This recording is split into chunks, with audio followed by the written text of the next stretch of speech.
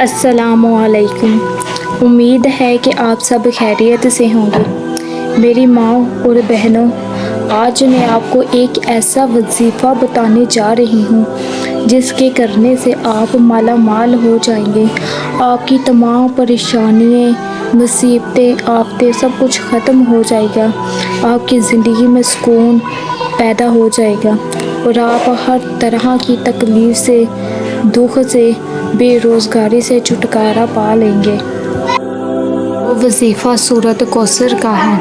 سورۃ کوثر اس وقت نازل ہوئی جب نبی کریم صلی اللہ علیہ وسلم کے صاحبزادے حضرت قاسم اور حضرت عبداللہ بچپن میں ہی وفات پا گئے۔ جب آپ کے بیٹے کا انتقال ہوا تو مکہ کے کچھ لوگ، کچھ کفار نے آپ پر طنز کیا اور کہا محمد ابتر ہو گئے ہیں، یعنی ان کی نسل ختم ہو گئی ہے۔ ابتر عربی میں اس شخص کو کہتے ہیں جس کی کوئی اولاد نہ ہو۔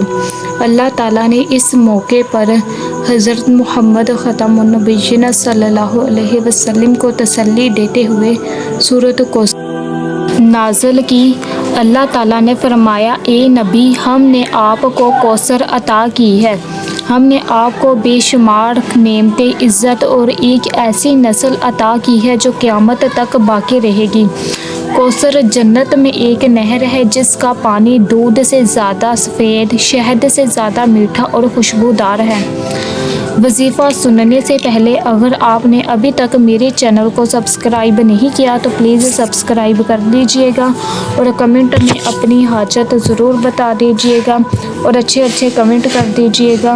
وظیفہ یہ ہے کہ آپ نے فجر اور عشاء کی نماز کے بعد اول اور آخر 11 مرتبہ درود پاک پڑھنا ہے اور اس کے بعد 111 مرتبہ سورۃ کوثر پڑھیں اور پھر اللہ تعالیٰ سے جو بھی دعا کریں گے انشاءاللہ تعالیٰ پوری ہوگی۔ ہے کہ آپ کو میری آج کی یہ ویڈیو بہت پسند آئی ہوگی۔ اگر آپ نے ابھی تک میرے چینل کو سبسکرائب نہیں کیا تو پلیز اسے سبسکرائب کر لیجئے گا اور میری دعا ہے کہ اللہ تعالیٰ آپ کو دلی سکون عطا فرمائے۔ اللہ حافظ۔ دعاؤں میں بہت یاد رکھیے گا۔